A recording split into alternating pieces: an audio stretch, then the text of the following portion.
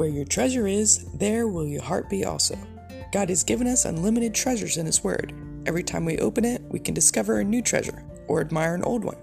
What will we find today? Let's dig in. Here's Carla Early with Treasure Hunt in the Word.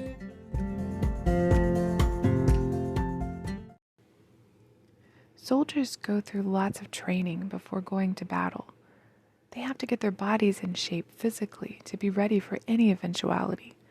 They have to mentally be ready to face danger and possible death without panicking.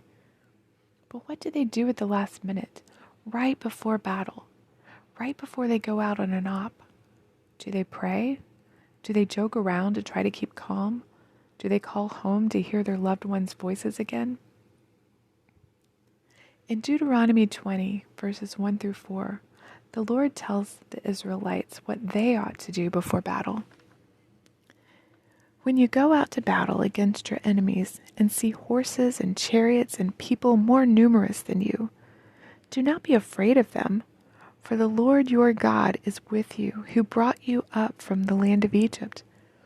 So it shall be, when you are on the verge of battle, that the priest shall approach and speak to the people. And he shall say to them, Hear, O Israel, today you are on the verge of battle with your enemies.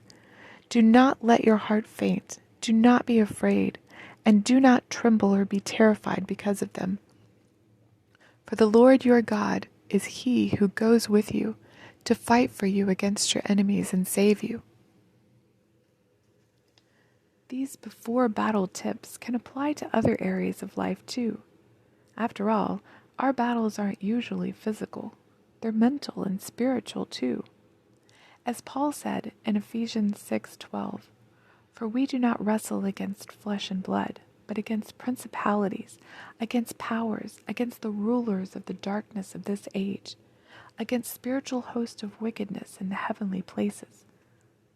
And when we go up against those principalities and powers, they are way more powerful than us. Just like the Israelites saw armies with horses and chariots and thousands of soldiers. But as Elisha's servant found out, those who are with us are more than those who are with them. And as John says, greater is he who is in you than he who is in the world.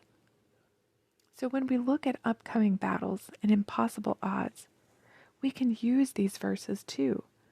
We can remind ourselves and each other that God tells us, commands us at the verge of battle, do not be afraid.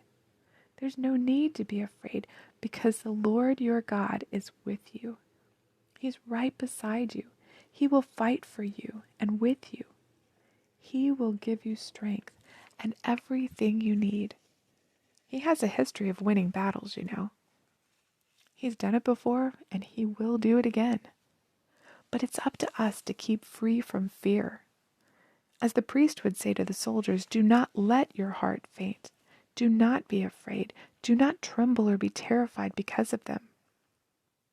You don't want to go into battle with fear. Fear causes us to be timid, freeze up, turn away, chicken out, let down our fellow soldiers and our commanding officer, panic, make bad decisions, and lose the battle. But when we go to battle without fear, trusting God to be with us, fight for us, and save us, we can fight with courage, honor, boldness, calmness, and daring. That's the kind of battle we want to fight. But we have to be ready ahead of time with our trust already firmly placed in God's capable hands. Are you ready for battle?